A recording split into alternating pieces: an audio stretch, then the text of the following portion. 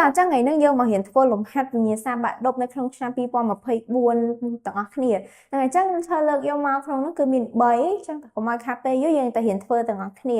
ចឹងទី1គេថា there are students in this class ចឹងចម្លើយគេមានដូចជា many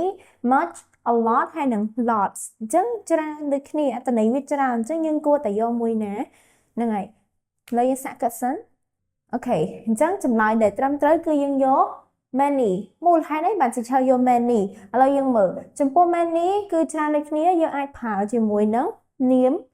ដែលអាចរាប់បានអូខេ countable noun ប៉ុន្តែចំពោះ much គឺយើងប្រើជាមួយនឹង uncountable noun ប៉ុន្តែពេលនាមរបស់យើងនៅក្នុងនេះគឺ students ចឹងជាចំនួនដែលយើងអាចរាប់បានចឹងយើងអត់ប្រើ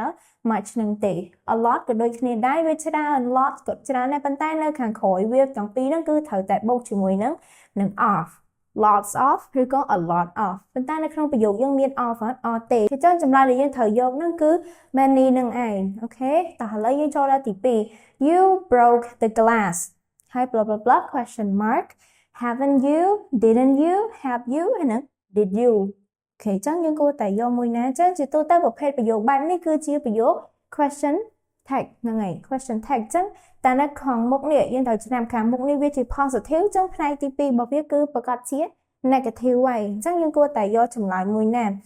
broke អូខេ verb to ចឹងដល់ពេលដែលបដិសេធរបស់វាគឺយើងត្រូវតែមាននេះគេ didn't មកអូខេប៉ុន្តែនេះជាប្រយោគសំណួរអញ្ចឹងយើងដាក់ didn't ហើយបូកជាមួយនឹង subject របស់យើងមកអូខេអញ្ចឹងយើងមើលចម្លើយរវាងទាំង4ហ្នឹងក្នុងចំណោមទាំង4ហ្នឹងមួយណាចូលទម្រង់ហ្នឹង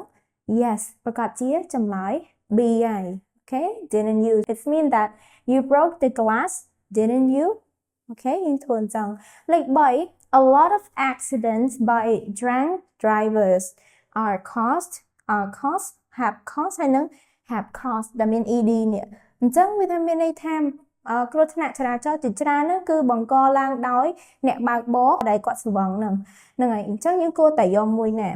យើងត្រូវមើលទៅលើប្រធានរបស់យើងជាគេគ្រោះថ្នាក់ចរាចរណ៍អញ្ចឹងមានថាវាអាចធ្វើអំពើដោយខ្លួនឯងបានទេត្រូវអត់អញ្ចឹងវាចូលទៅក្នុងពពួក passive វិញអូខេ passive អញ្ចឹងមានថាទម្រង់របស់វាគឺអាចនឹងមានគេ verb to be បូកជាមួយនឹងពពួក verb 3ហើយអូខេអញ្ចឹងយើងមើលនៅក្នុងនោះមួយណាជា verb 3ខ្លះវាមាន D ផងវាមានA ផងអូខេចឹងអាពីរនេះដឹងតែយើងអត់យកហើយព្រោះអីមិនមែនជាពពួក verb 3ទេឥឡូវយើងមើលសិន have caused នេះវាជា passive ឬមួយក៏មិនវិញគឺវាមិនមែនជា passive ទេវាជា present perfect អូខេ have ហើយបូកជាមួយនឹង verb 3ចឹងវាអត់ត្រូវទេចឹងចម្លើយដែលត្រឹមត្រូវគឺមានតែចម្លើយ A តែមួយគត់ right ចឹងយើងមើលអញ្ចឹងហ្នឹងហើយអញ្ចឹងសរុបមកវិញទីឆោមានប៉ុណ្ណឹងសិនសម្រាប់វីដេអូហ្នឹងហើយគ្នាយើងកុំភ្លេច note ទុកផងក៏លោកពេលប្រឡងអីទៅយើងអាចនឹកឃើញយើងរកចម្លើយត្រូវអញ្ចឹងណាចឹងសម្រាប់ទីឆោមានតែប៉ុណ្្នឹងទេ thank you